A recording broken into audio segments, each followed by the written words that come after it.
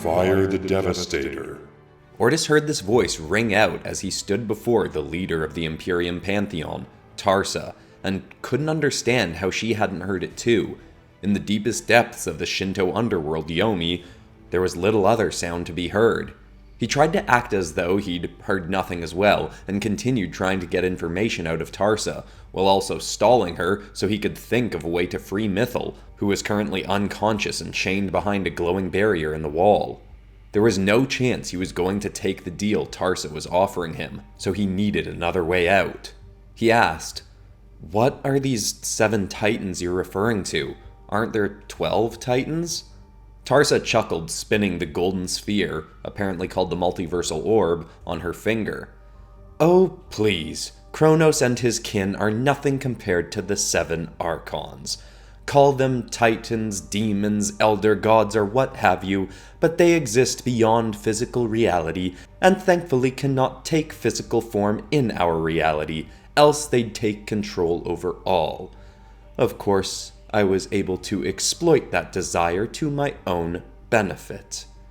Fire the Devastator now! A similar voice rang out. Ortis suddenly realized it was coming from his bow, Suriastra. He'd heard these demonic voices before, the last time he did draw back the Devastator flame arrow, but in the deep cavernous space he was in, there was no way he could fire it here. Even with Ares' gauntlet protecting him from the flames, the impact would still certainly obliterate him, possibly even without killing Tarsa, given how powerful she was with that orb in hand. Ortis actively thought as much, and the bow seemed to reply. "Don't fire at the blathering traitor, fire at the orb!" Ortis's eyes darted to the sphere. Could it be destroyed? Maybe without it, Tarsa was only as powerful as an average god. Still mighty, surely, but not too much for the god quellers to handle, if he could free Mythal, and Lorna found them soon. Ortis had no idea how far from his allies into Yomi Tarsa had transported him. Despite having been pulled through dirt and sand to reach his current location, there was now a cloudy crimson sky high above him, and he was in a round pit about 30 times the length of his body and 100 of him deep. If you tricked these beings into giving you their power, why haven't they taken it back? Ortis asked, now more curious about what his bow had to say to him. "Oh, they have tried, and if I was some meager god they may have succeeded, but I am so much more than a god. I am the overseer of the gods and of this world, and with such might, along with the creation power of the Archons in my hand, I was able to block even them from entering this world." Another demonic voice cackled through the bow. She isn't as safe from us as she thinks.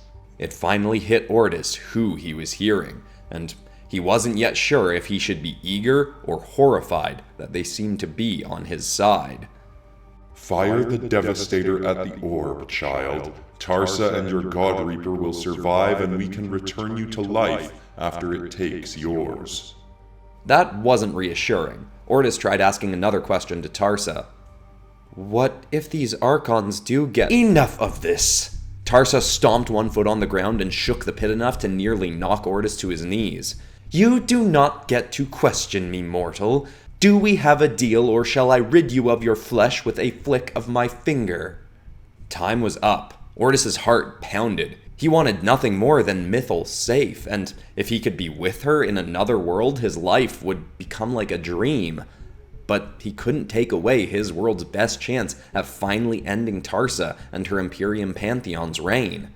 He was actually considering drawing back the Devastator arrow, but had seen Tarsa's speed when she'd fought Mythal back at the Beast Farm. Surely she could avoid the attack.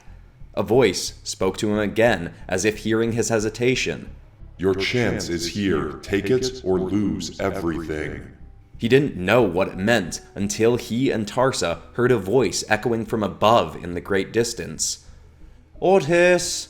Ortis! Come on already, answer, would you?" It was Lorna, and possibly the other gods Ortis had inspired into remembering their own might.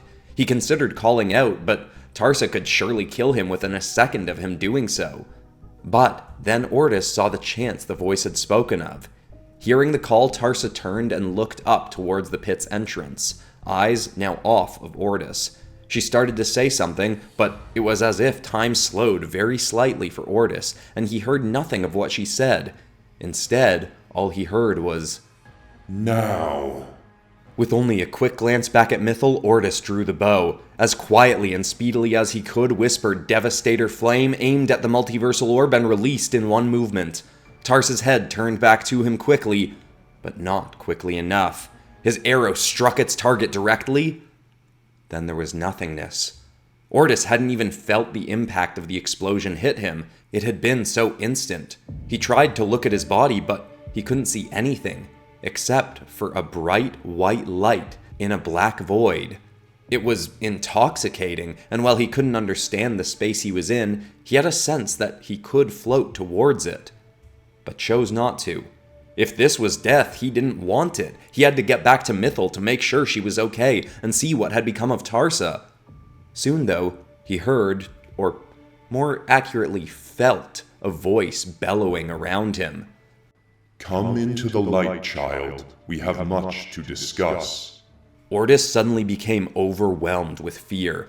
He tried to hover anywhere other than the light and found he could direct his consciousness away from it, but then heard, "If you ever want to see the God Reaper again, you will come to us. We alone can reunite you with her." Ortis stopped hovering away. Well, he had no physical heart to be rapidly pounding. He had a sense as though it were. Considering going towards these voices felt as though he were willingly sticking his head into the jaws of a lion. But if it was his only chance to return to Mythal, he'd take it. He slowly floated towards the light and it started to envelop him. When he was nearly within it, he paused, reconsidering, but then a voice spoke. "Close enough." A black hand emerged from the white and somehow snatched his formless consciousness and dragged him the rest of the way in. When he was released, he was once again floating in a black void, but he could at least make out the silhouette of his body. Or a body, at least. It was more like a faint outline of a generic human form, and when he focused on it long enough, he realized he could allow it to merge with the blackness around him. He looked away from it uncomfortably, then saw that circling him were 7 more similar, larger forms, but each with a distinct colored glow emanating from their center. The red one spoke, and despite the words not being threatening, Ortis felt waves of terror washing over him. "You have done well, child. Tarsa has not been rid of our powers, but her access to them is lessened." Ortis realized he didn't have a mouth with which to speak, but with focus on his thoughts, they rang out through the void. "What do you mean? What happened to her? Where am I? And are you the 7 Archons she spoke of?" The orange glow spoke next. That we are, my boy. You're in our lovely little abode of the non-physical realm. Only once detached from your body and senses can you access this place. Unfortunately, even with us upgrading that little bow of yours from here, we weren't able to help you rid Tarsa of her own body. Ortis quickly replied, "What about my body? What happened to it?" Ortis was suddenly shown a view from the ground back inside the cavern in Yomi. There was rock and rubble all around him, and he could slightly make out his mangled, bloodied body, covered in debris and swirled in thick black smoke. He suddenly realized he was seeing himself from the perspective of his bow. He turned his view from it and saw Tarsa, burnt and battered herself, scrambling to leap up the walls of the pit, holding 3 pieces of the multiversal orb. A dozen different gods, some Ortis recognized from the village in Yomi, were relentlessly attacking her and actually seemed to be harming her, though her power still clearly exceeded all of their own. Ortis turned his gaze and saw his allies, Lorna and Amphenella, tearing the chains off of Mythal. The crimson barrier that had been around her was now gone, but she also seemed completely unharmed by the Devastator arrow strike. She was with Lorna. She was safe. The last thing Ortis saw was the form of Brigid, goddess of healing, headed towards him, before the vision vanished. The Red Archon spoke again. "There, you see? The goddess of healing will fix your physical form so your consciousness has the possibility to return. We will allow you to do so as long as you agree to our terms." Ortis was still confused and scared, but got some slight sense of comfort from the fact that he apparently had some choice in what was to come. Okay, what are your terms? The green Archon spoke next. To kill Tarsa and use that orb to do as she was meant to do before she betrayed us. The red Archon spoke again. You will use it to grant us physical forms. Ortis replied, with fear that every question he asked may be a stupid one to these beings. I don't understand, didn't you just have me break the orb? It looked like it was in pieces. The pink Archon spoke in a much more jovial yet still menacing voice.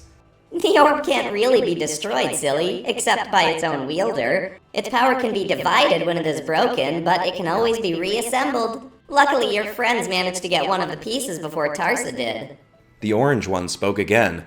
It won't weaken her much, but enough that you might have a fighting chance to slaughter that traitor.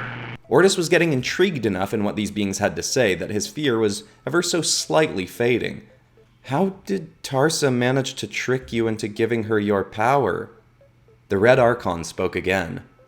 Let us go back to the beginning. You will understand all if we show you the full tale of creation.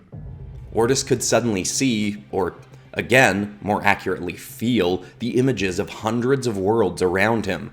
Most were round, some were flat, some seemed to be carried on the backs of massive tortoises. Scenes and beings flashed through his awareness as the tale was told to him. There are thousands of worlds and universes in the vast multiverse, many seeming like your own, though your world is unique in how we created it. We were tasked with constructing physical reality at the dawn of this multiverse's time by channeling the power of an entity called the Demiurge. We utilized elements of past multiverses, but made the fabric of this one our own, limiting the number of worlds, but also making them each unique. We could have made every realm a paradise if we so chose, but that was not the point of physical reality, nor would it have been particularly entertaining for us to observe. We made sure each world and universe had its fair share of challenges and strife, so the souls who incarnated into physical form would have something to overcome. One constant through the multiverse was a type of being, now referred to by some as an overseer. Ortis recognized that term only from Tarsa having called herself one. These are beings with halted lifespans, whose souls are imbued with an energy that allows them direct connection to the fabric of the energy of their own universe. They did not have anywhere near our power, but they could alter some conditions of their realities and create their own additional beings or creatures to inhabit them, beyond the ones we'd already sown into creation or evolution. These overseers could even transport themselves to other realms of the multiverse to see the creatures or beings of other realms, and even make copies of them. The role of overseer could be passed on to another if one grew bored of living forever, but if an overseer was killed, the role in that world would be lost, its power then divided into imperceptibly small fragments, and granted unknowingly to the forms of all beings in that overseer's universe. The orange Archon then cut in. We also made the role extremely appealing to the very kind of people who shouldn't have it, just to keep things interesting. Ortis felt as though the red Archon shot a threatening look at the orange one, who promptly quieted down. It then continued. In a sense, yes, you could see it as the overseers exist to keep things interesting. Some may use the power to try and protect their worlds and people, as most now believe was the intent of this role. But more often the power will be abused, creating greater challenges to overcome for the people of those worlds.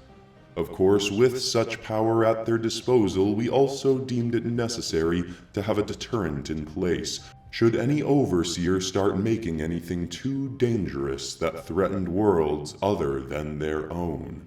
And so, the Reaper was born.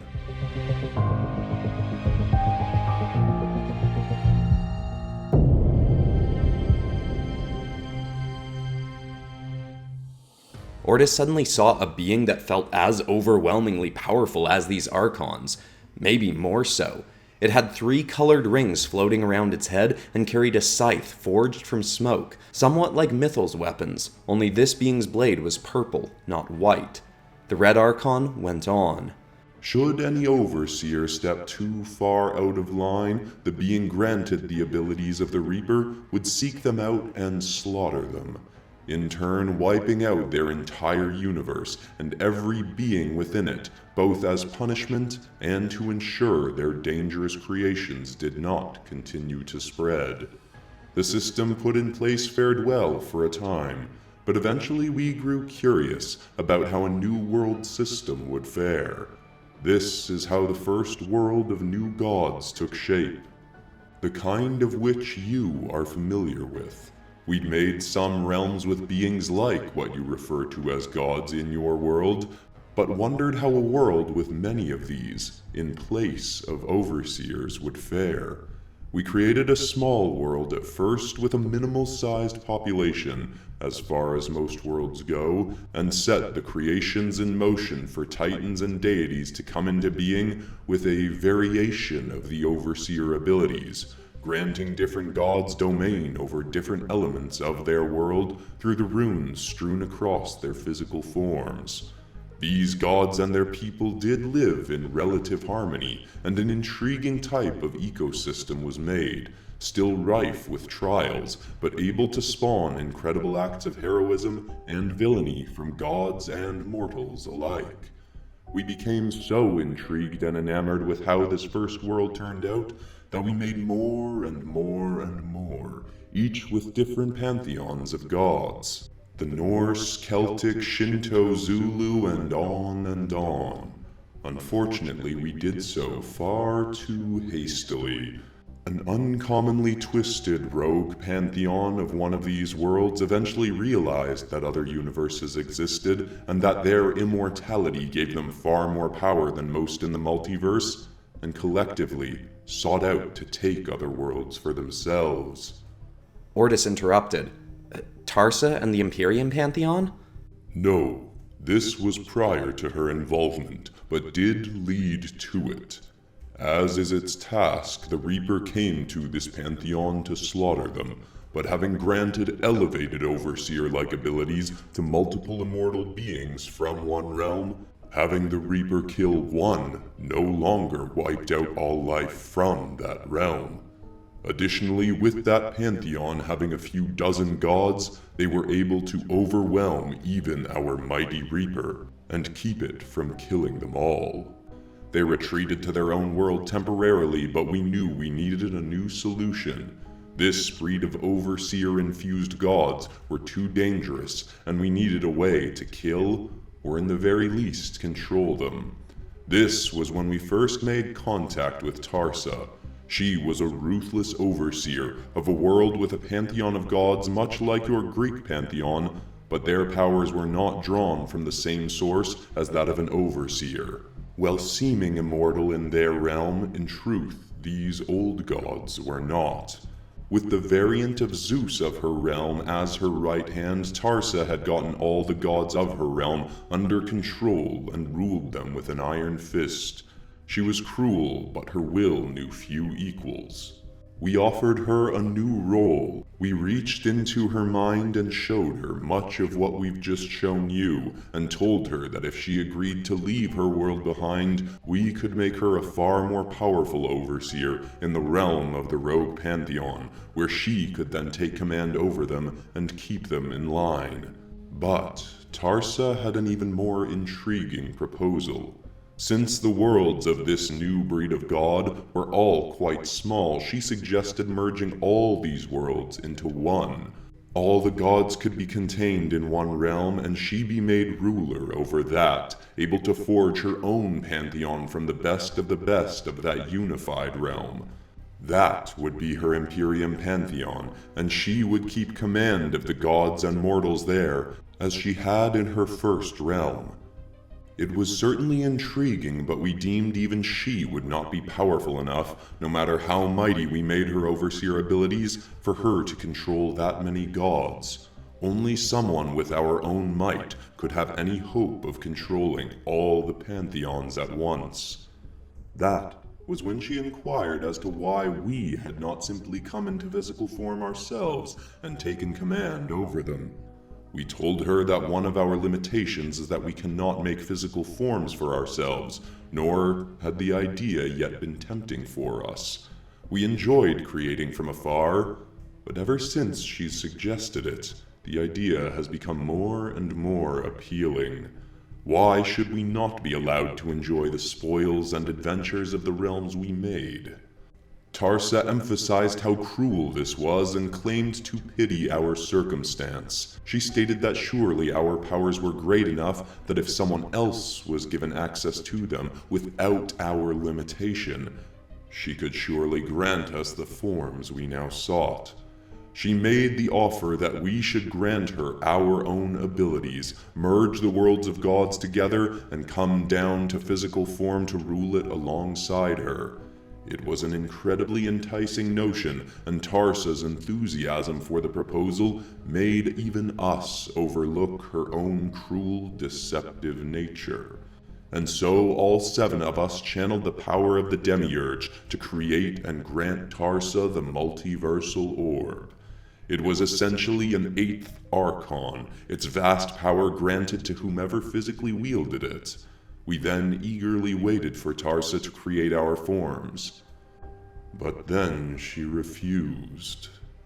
She called us fools and stated that the new merged realm of gods would be hers alone to command, with all the power of the mightiest creation strength and existence in her hand. We of course furiously sent the Reaper to slay her. The Reaper was our greatest creation, even the orb could not destroy it. But sometimes fate can even catch us off guard. The Reaper went to Tarsa's new world of gods and battled her for days on end. Tarsa could not come up with a way to kill the Reaper, but nor could the Reaper land its fatal blow. Then, in an event that even we still do not understand, the rings that grant the Reaper its abilities mysteriously vanished. It was only for the briefest of moments, and Tarsa seemed equally confused. But with her foe now made mortal, Tarsa slayed the Reaper in a single blow. Seconds later, its rings returned, but their host was vanquished. We had put a rule in place that should someone manage to slay the Reaper, they'd then be forced to take on its task and burden. But because the host had not possessed the Reaper's rings when he was killed, Tarsa was not then granted them. They simply vanished off into the multiverse to seek a new host, and Tarsa was left with the orb and full control over the unified world of gods. Using her enhanced overseer abilities and the orb of our own powers, Tarsa locked off our world so that even we could not see into it or access it. Just before she did, though, as hastily as we could, we created a curse within your world, that of the God Reaper, or, as you call it, the God Queller bloodline. Had we more time, we'd have made it easier for these beings to come about and made them more powerful, as their abilities are not a match to that of the actual Reaper.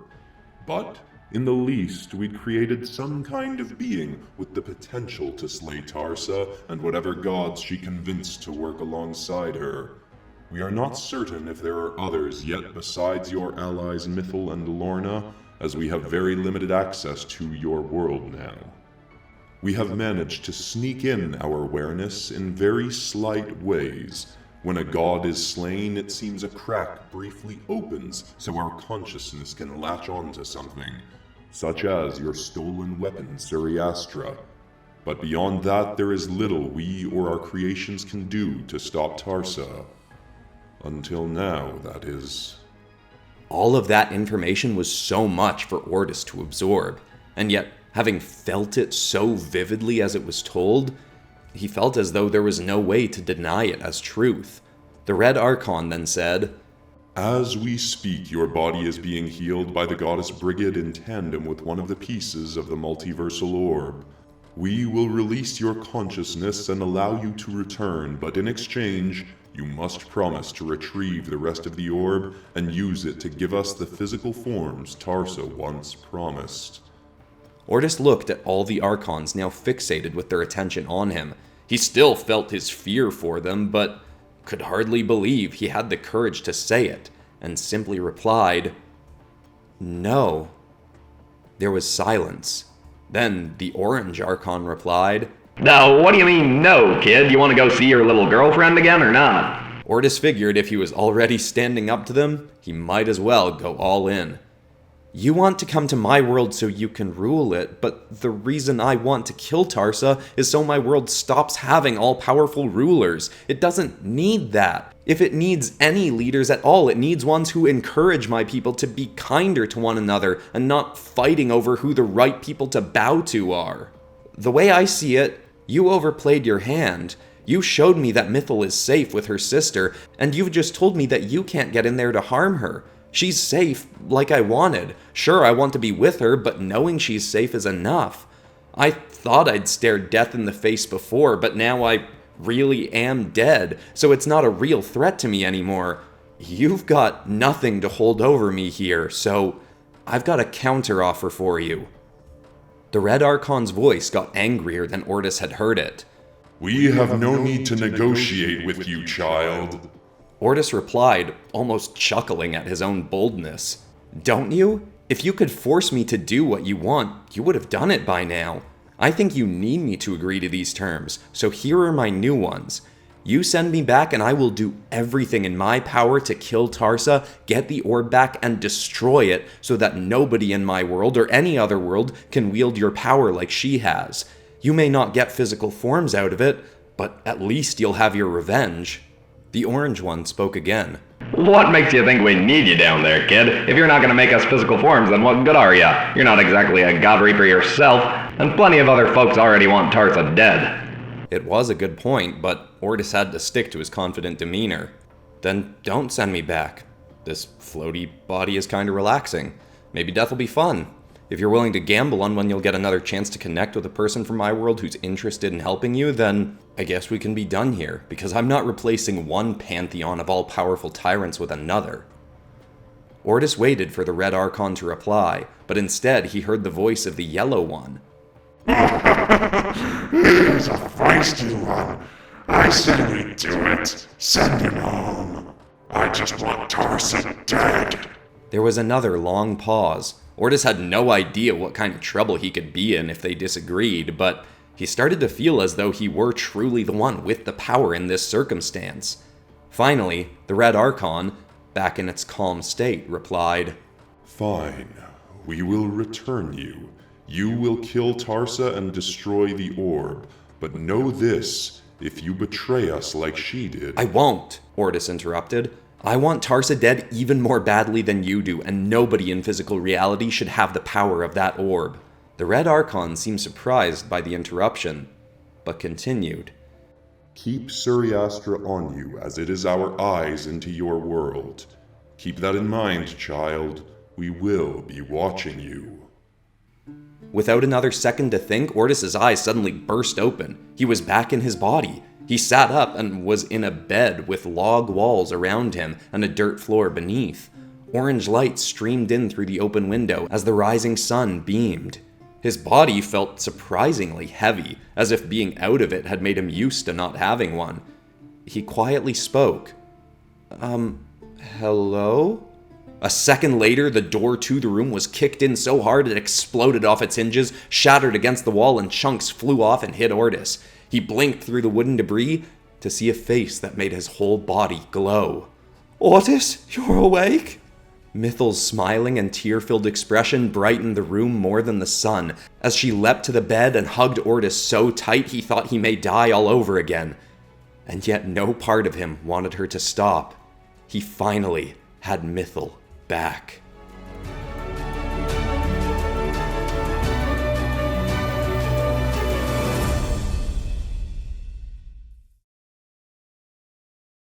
Well, I hope you enjoyed that episode of Mythal Lethal with a whole lot of lore to it. It was super fun for me to write because it genuinely feels like I've been gone for months. That week I had off for that meditation retreat was just a lot in a way that's hard to explain, but there's going to be tons of stuff from it coming through in stories that I'm telling in the near future that I am super excited about.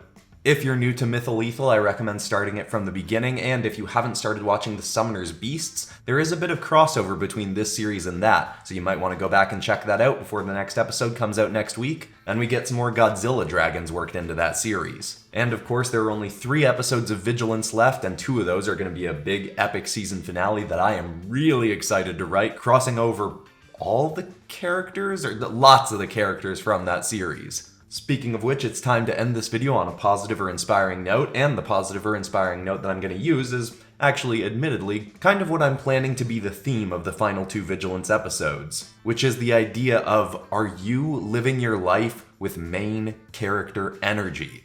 Not in the sense where you believe you're the main character of the entire world, but you understand that you're the main character of your life, and you can still be a supporting character in other people's lives. But if you were watching or reading or listening to a story, how would you want the main character to respond to the same kinds of challenges that you're faced with? You'd probably want them to take risks going towards something that's really exciting for them, and see how they overcome any obstacles that get in their way as they strive towards something greater. So just kind of sit in yourself right now and say, what's before me in life right now, and how can I approach it with main character energy? I hope that's inspiring. I love you all, and I'll see you all in the next episode on Friday. Nope, on Monday. Anyway, goodbye.